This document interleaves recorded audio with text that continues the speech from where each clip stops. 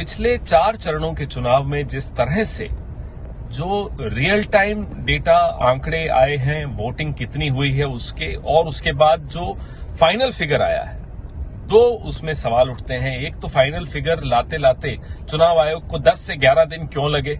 दूसरा, final figure और real time figure में 1,07,00,000 वोटों का अंतर 380 के लगभग सीटों पर कैसे आया। ये इतिहास में, चुनावों के इतिहास में कभी नहीं हुआ, पहली बार हुआ। इसलिए लोगों के मन में एक चिंता है, संशय है चुनाव की प्रक्रिया को लेकर, और इस संशय को, इस शक को दूर करने की जिम्मेदारी सबसे पहले चुनाव आयोग की है। हम बार बार ये सवाल उठा रहे हैं क्योंकि पूरे देश में हर वोटर को चिंता है कि हो क्या रहा है, क्या कोई धांधली हो रही है, क्या कोई गड़बड़ हो रही है, क्योंकि कई सवाल पहले भी अनुत्तरित रहे हैं।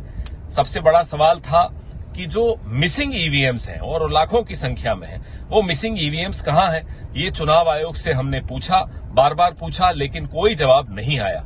तो इसलिए ये शक जो लोगों के मन में आ रहा है, ये जायज शक है, ये जायज सवाल है, और इनका जवाब देना चुनाव आयोग की जिम्मेदारी है।